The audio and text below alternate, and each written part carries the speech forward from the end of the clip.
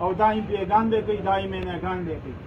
کاوه کا ک ډاکټر دی هغه ته حقیقت دې څه ګناه ده موږ دلته راغله زه پرون نه بل راغله دا وګوره زه نن بیا راغلم ځکه چې ډاکټران کم دي هغه وایي نشته ډاکټران د ګردې والا ډاکټر نشته دی سبا نه بل دا که روزانه هر یو ډاکټر خپل ځای باندې کینی د ورځې لس ګوري او په شل ګوري مریضان هغوی ته هم تکلیف نه او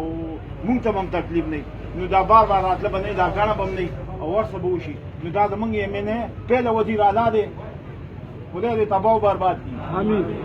تباه و برباد شي د کم ځای نه را پسې راوستی دی تا اورې که نه تاسو ځای نه دی ما لیدلی خپل بایپاس یې دومره روان دی دننه پورې تاسو نه یې تلي د اسماعیل خان تا اورې که او د هغې نه بعد که زمونږ دلته وزیران دي یا امپیګان دي امینهګان دي هغوی ځان له لارې ناست دي په کورونو کې وروره ډاکټر صاحب خبره هغوی ته ښه میلاوېږي وروره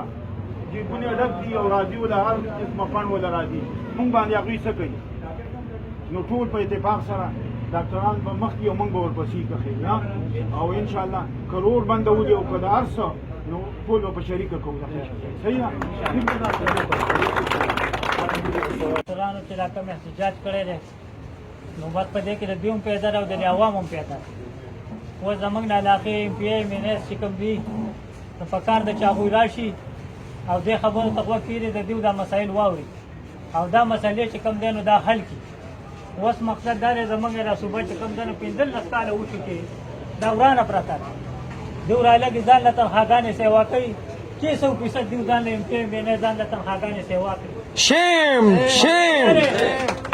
چې دا د غریب غم د دوی سره نشته هسپتالونه داسې پراته دي روډونه داسې پراته دي هغه داسې پراته دي مال قرآن پروت دی د دوی سره د عوامو غم نشته او د خپل ځان غم ورسره دی د دوی پراپرټي ورو په بره خېږي